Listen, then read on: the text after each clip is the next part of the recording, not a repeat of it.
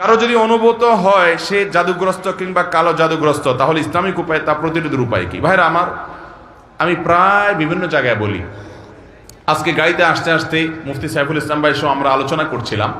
সাইফুল ইসলাম ভাইয়ের কাছে আমার সামনে একটা ফোন আসলো, উনি ধানমন্ডি তাকওয়া মসজিদের খতিব, ওখান থেকে বলে যে ধানমন্ডির মতো রিচ এলাকাতে, সব ধনীদের এলাকা, সারা দেশের বড় বড় পয়সাপাতি যাদের তারা থাকে, ব্যবসায়ীরা থাকে, মন্ত্রী মিনিস্টাররা থাকে, বলছে এই এলাকাতে, উনি যেহেতু ওখানকার বড় মসজিদের খতিব তাকওয়া মসজিদের, উনি বললেন যে ভাই এত পরিমাণ জিনে ধরা রোগী এবং ব্ল্যাক ম্যাজিক অর্থাৎ জাদুগ্রস্ত রোগীর খবর আসে বলার মতো না। আমি বলি ভাই আমারও তো একই অবস্থা, আমার কাছে যত ফোন আসে দেশের একেবারে সর্বোচ্চ লেভেল পর্যন্ত এমন এমন কিছু পদাধিকারী ব্যক্তিদের তরফ থেকে ফোন আসে, রিকোয়েস্ট আসে যে কল্পনাও করা যায় না যে এই লেভেলের মানুষগুলো পর্যন্ত সাফার করছে খুব জটিল ভাবে। ঘরে ঘরে দুষ্ট জিনের উপদ্রব মানুষ লক্ষ্য করে না। মনে রাখবেন, কিছু কিছু দুষ্ট জিনের উপদ্রব আছে আপনি খেয়ালও করেন না। যেমন কথার কথা, বাসায় বাচ্চা কাচ্চা অস্বাভাবিক দুষ্টামি করে, সীমাহীন, কোনো স্বাভাবিক কিছু না। বুঝবেন দুষ্ট জিনের ভয়ঙ্কর প্রভাব ওর উপরে পড়ছে। এবং অনেক রোগ আছে কিছু লোকের, দেখবেন যে এই রোগগুলোর কোনো ট্রিটমেন্ট করে কিছু হয় না, কোনো ডায়াগনোসিস হয় না, বহু চেক আপ টেস্ট, ডাক্তাররা আন্দাজ অনুমান করে বিভিন্নভাবে ট্রিটমেন্ট করেন, চেষ্টা করেন, কিন্তু কোনোভাবে ভদ্রলোক ভদ্রমহিলা সুস্থ হয় না। এরকম বহু রোগী দেখেছি আমি যে কোনোভাবে সুস্থ হয় না। এগুলোর বেশিরভাগ ব্ল্যাক ম্যাজিক এবং দুষ্ট জিনের রোগী। ঘরে ঘরে আমাকে সাথে সাথে জিজ্ঞেস করলেন ওনারা, মুফতি সাইফুল ইসলাম ভাই এবং আমাদের তানভীর ভাই ওনারা আছে, ওনারা জিজ্ঞেস করলেন যে ভাই এটা কেন হয়? আমি বললাম কেন হয়? জিন, দুষ্ট জিন অর্থাৎ শয়তান তার উপযোগী জায়গায় পাইলে সে সেখানে খুঁটি গাড়ে। আমাদের বাসা বাড়িগুলোতে হারাম এই পরিমাণ হয়, আপনি ইউটিউবে ওয়াজ শুনতে যান, শুরুতে আগে পান্ডা অ্যাডভার্টাইজ দিয়ে নিবে, এরপর আরো বিভিন্ন অ্যাডভার্টাইজ আসবে এবং মিউজিক আসবে, এগুলা চলবে। এই মিউজিক যেখানে থাকে সেখানে শয়তান আসবেই। আপনি এটা নিয়ন্ত্রণ করতে হবে। আপনার বাসায় বিভিন্ন প্রাণীর ছবি টাঙিয়ে রাখবেন, এখানে শয়তান আসবেই। রহমতের ফেরেশতা ঢুকেন, হাদিসে বলা আছে, এখানে আপনার এই অবস্থা হবে। ঘরে ঘরে মানুষ এটা ফিল করছে না, বহু মানুষ হাহাকার করছে। আমরা রাকির নাম্বার দিয়ে রাকিদেরকে রেফার করে কুলাতে পারছি না, এই পরিমাণ মানুষ আক্রান্ত। বাঁচবেন কিভাবে? আমি সব জায়গায় বলার চেষ্টা করি ভাইরা আমার। নাম্বার 1, গুনাহমুক্ত বাসা করেন, বাসা বাড়িতে গুনাহ করবেন না, এগুলা থেকে বাঁচান বাসা বাড়িকে। সবচেয়ে বড় কারণ হলো, দ্বিতীয় নাম্বার যেটা বলবো সেটা হলো, আজ কোরআন তেলাওয়াত আমাদের বাসা থেকে উঠে গেছে। আমরা এখন বড় জোর ইউটিউবে একটু তেলাওয়াত চালাই দেই। আল্লাহর কসম করে বলছি, যেই বাসায় কোরআন তেলাওয়াত নিয়মিত হয়, আওয়াজ করে, শব্দ করে, ওই বাসায় ব্ল্যাক ম্যাজিক দুষ্ট জিন থাকতে পারে না। আপনি যদি মিরাকল দেখতে চান ভাইরা আমার, আমি বুকে হাত রেখে বলতে পারি, আপনি আল্লাহর কুদরত যদি দেখতে চান সরাসরি, দুষ্ট জিনের উপদ্রব আছে যে বাসায়, সে বাসায় আপনি সূরা বাকারার তেলাওয়াত চালু করে দেন, জোরে জোরে তেলাওয়াত করেন, নিজে না পারলে অডিও চালু করে দেন। আমি নিজের চোখে বহুবার দেখেছি যে অস্বাভাবিক আচরণ বাচ্চাদের, এটা সেটা, রুকিয়া চলছে, তেলাওয়াত চলছে, ভালো হয়ে গেছে।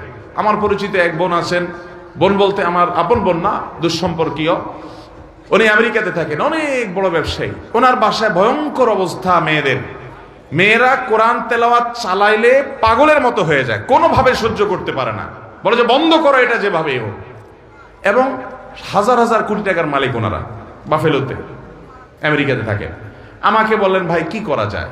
আমি রুকিয়ার অ্যাপ দিলাম, বলে যে কোনোভাবে তেলাওয়াত শুনতে রাজি না। আমি বললাম যে ওদেরকে যদি বেঁধে রেখে হলেও আপনি কিছুদিন শোনাতে পারেন, দেখবেন ট্রিটমেন্ট হয়ে গেছে। আমাকে গত সপ্তাহ না তার আগের সপ্তাহ যেন কয়েকদিন আগে আমাকে জানালেন যে ভাই আপনি না দেখলে বিশ্বাস করবেন না যে আমার মেয়েরা এখন এতটা স্বাভাবিক হয়ে গেছে যে কোরআন তেলাওয়াত শোনা ছাড়া এখন আরো ঠিক থাকতে পারে না, কিন্তু প্রথম সহ্য করতে পারতো না। আমার বাসায়, আমি তো এলাকার সন্তান, আপনাদের লক্ষ্মীপুরের বশিরপুর আমার গ্রাম, সেখানে একদিন সকালবেলা আমার এক নিকটাত্মীয় এক ছেলেকে নিয়ে আসছে, ইয়াং ছেলে, যুবক মানুষ, সৌদি আরবে ছিল, বলে বিদেশ থেকে চলে আসছে। কি হয়েছে? সে আজানের আওয়াজ হলে শুনতে পায় না, তার পুরো শরীর বাঁকা হয়ে যায়। এবং সে বলে যে তখন তার শরীর এমন শক্ত হয়, টোকা দিলে মনে হয় যে বিষাক্ত সাপ দংশন করছে, পাথরের মতো হয়ে যায়। আমার চোখের সামনে দেখলাম জোহরের আজান শুরু হলো, সে আসছে অনেক আগে, বসতে বসতে 100 পর্যায়ে জোহরের আজান শুরু হলো, দেখলাম যে সে বাঁকা হয়ে যাচ্ছে এবং শক্ত হাট হয়ে যাচ্ছে। ভাইরা আমার, এগুলো কিছু হয়তো খুব দৃশ্যমান বোঝা যায়, আর ম্যাক্সিমাম ঘরে ঘরে বোঝার উপায় নেই। এটার মূল ট্রিটমেন্ট হলো কোরআনে কারিমের তেলাওয়াত। আজ মুসলমানের ঘরে কোরআন তেলাওয়াত, মুসলমানের যুবকরা আজ গান শুনে। আজ ঘরে ঘরে মহিলাদের মোবাইলে হারাম জিনিস দেখে, পর্ন ভিডিও এত পরিমাণ দেখে যুবকরা, এমন একজন যুবক পাওয়া হাজার হাজার যুবকের মধ্যে কঠিন হয়ে গেছে। যেই যুবক বুকে হাত দিয়ে দাঁড়িয়ে বলতে পারবে এই দু চোখ জীবনে কোনোদিন কোনো নোংরা ভিডিও দেখে নাই, আলহামদুলিল্লাহ। এরকম যুবক পাওয়া যায় না ভাইরা। চ্যালেঞ্জের ব্যাপার, জীবন ধ্বংস হয়ে যাচ্ছে, সব জাহান্নামের দিকে দৌড়াচ্ছে। আপনাকে বিকল্প পথে যেতে হবে। শয়তানি থেকে, বাসা বাড়ি থেকে নিজেকে বাঁচাতে চান, এবং আত্মীয় স্বজনরা অনেকে উপকার করতে গিয়ে খুনকারের কাছে যায়, খুনের কাছে যায়, আপোষের তাবিজ নেয়, এটা করে সেটা করে। এগুলা বেশিরভাগই ব্ল্যাক ম্যাজিক এবং কালো জাদু, এগুলো ধ্বংস করে দেয় মানুষের জীবনকে। এগুলো থেকে বাঁচার জন্য দ্বিতীয় আমল হলো কোরআন তেলাওয়াত করবেন, বাসায় কোরআন তেলাওয়াত চালিয়ে রাখবেন। নাম্বার 3, আপনাকে তৃতীয় যে আমল করতে হবে, আমি সবসময় বলি, বাসায় ঢুকতে বিসমিল্লাহ বলে ঢুকবেন, বাইরে যেতে বিসমিল্লাহ বলে। বিসমিল্লাহ বলা ছাড়া বাচ্চাদেরকেও ঢুকতে দিবেন না, কাজের লোককেও ঢুকতে দিবেন না। ঢুকলে আবার বাইর হওয়া, বিসমিল্লাহ পড়ে আবার বিসমিল্লাহ পড়ে ঢুকো। হাদিসে আসছে কেউ বাসায় পড়তে বিসমিল্লাহ পড়ে ঢুকলে তার সাথে শয়তান ঢুকতে পারে না, প্রত্যেকের সাথে শয়তান থাকে, ওটা ঢুকতে পারে না। আর যদি বিসমিল্লাহ ছাড়া ঢুকে তাহলে শয়তানের সাথে সাথে ঢুকে পড়ে। খাওয়ার সময় বিসমিল্লাহ, সব কাজে বিসমিল্লাহ পড়বেন। এভাবে আরো বিভিন্ন আমলের মাধ্যমে এই উপদ্রব থেকে বাঁচবেন। ব্ল্যাক ম্যাজিক থেকে বাঁচার জন্য সৌদি আরবের সাবেক গ্র্যান্ড মুফতি শেখ আব্দুল আজিজ বিন আব্দুল্লাহ বিন বাজ রাহিমাহুল্লাহ একটা চমৎকার আমল দিয়েছেন, সারা পৃথিবীতে রাখীদের কাছে জনপ্রিয় আমল। কিছু পানির মধ্যে কিছু বড়ই পাতা, নির্দিষ্ট কিছু সূরা পড়ে, এটা লম্বা প্রসেস আছে, এটা দিয়ে গোসল করলে নিয়মিত ব্ল্যাক ম্যাজিকের প্রভাব কেটে যায়। এবং এই আমলটাও আমি পরিচিত অনেককে দেখেছি করেছে। আমাদের এই যে আপনাদের নিশান ভাই, এই মাহফিলের আয়োজক তানভীর ভাই, ওনার ফ্যামিলিতে উনি নিয়মিত রুকিয়া করেন, এবং উনি আমাকে বলছেন, ভাই শরীরটা মনে হয় যে শরীরতে কিছু চলে গেছে, পাতলা হয়ে গেছে। এই জন্য কোরআন তেলাওয়াত করবেন তো ইনশাআল্লাহ, বাসা বাড়িতে কোরআন চালাবেন তো ইনশাআল্লাহ। আমি শপথ করে বলছি, আল্লাহর কালামের মিরাকল যদি দেখতে চান, তাহলে দুষ্টজনের উপদ্রব আছে এবং অস্বাভাবিক বাসা ভিতরে সমস্যা, রোগ বালাই আছে, ব্ল্যাক ম্যাজিক আছে।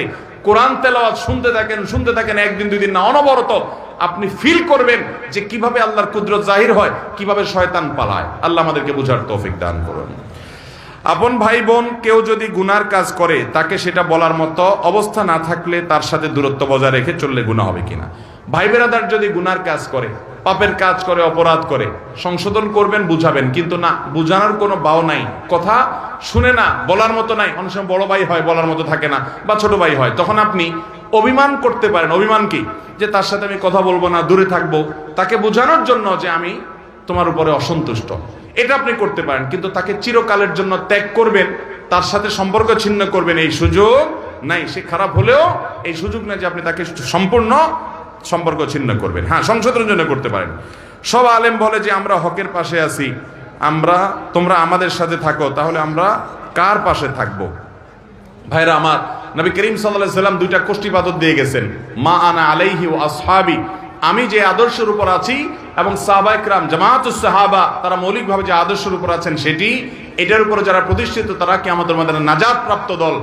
আর সেই সাথে নবীজি বলে গেছেন, তারাকতু ফিকুম আমরাইন, আমি তোমাদের মধ্যে দুইটা জিনিস রেখে গেলাম, কিতাবাল্লাহি ওয়া সুন্নাতে রাসূলিহি, আল্লাহর কোরআন এবং রাসূলের সুন্নাত, লান তাদিল্লু মা তামাসসাকতুম বিহিমা, এগুলো যদি তোমরা আঁকড়ে ধরো, কোনোদিন তোমাদের কেউ গোমরা করতে, পথহারা করতে পারবে। এই জন্য ওই মূলনীতি আপনি ধরে রাখবেন।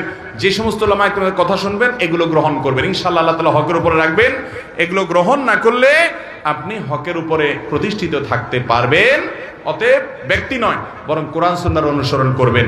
যে আলেম কোরআন সুন্নাহর আলোকে কথা বলে তার কথা শুনবেন, সে যেই হোক না, কোরআন সুন্নাহর বাইরে কথা বললে সেটাকে বর্জন করবেন। আল্লাহ আমাদের সবাইকে উলামাদের অনুসরণ, অনুকরণ, কোরআন এবং সুন্নাহর আলোকে করার তৌফিক দান করুন।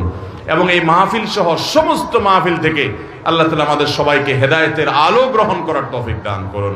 জাযাকুমুল্লাহু খায়রা ওয়া আখিরু দাওয়ানা আনিল হামদুলিল্লাহি রাব্বিল আলামিন। মোহতারাম, এই মাইক দাও বন্ধ করছে কেন?